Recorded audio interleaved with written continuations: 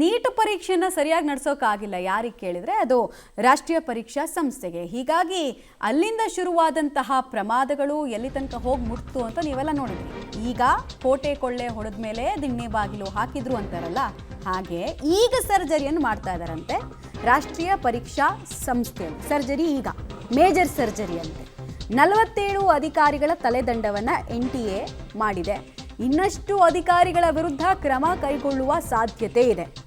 ಈಗ ಸ್ಟ್ರಿಕ್ಟ್ ಆಗಿರಬೇಕು, ಡಿಸಿಪ್ಲಿನ್ ತರಬೇಕು ಅಂತ NTAಗೆ ಜ್ಞಾನೋದಯ ಆಗಿದೆ. ಜ್ಞಾನೋದಯ ಆಗೋದಕ್ಕೆ 20 ಜನ ಅಮಾಯಕ ವಿದ್ಯಾರ್ಥಿಗಳ ಸಾವು ಆಗಬೇಕಾಗಿ ಬಂತು. ಅಲ್ಲಿ ತನಕ ಇವ್ರಿಗೆ ಇದು ಎಚ್ಚೆತ್ಕೊಳ್ಬೇಕು, ಒಂದು ಎಕ್ಸಾಮ್ ನಡ್ಸೋಕ್ಕೆ ನಮ್ಮ ಕೈನಲ್ಲಿ ಯೋಗ್ಯತೆ ಇಲ್ವಲ್ಲ, ಹಿಂಗೆ ಒಂದು ಸೆಲ್ಫ್ ಅಸೆಸ್ಮೆಂಟ್ ಆಗಲೇ ಇಲ್ಲ ಇವರಿಗೆ. ಈಗ ಆಗ್ತಾ ಇದೆಯಂತೆ ರಿಪೇರಿ ಕೆಲಸ. ಬಟ್ ರಿಪೇರಿ ಕೆಲಸ ಯಾವಾಗ? ಬಿಲ್ಡಿಂಗ್ ಬಿದ್ದೋಗೋ ಹಂತದಲ್ಲಿ ರಿಪೇರಿ ಕೆಲಸ ಮಾಡ್ತಾರಾ?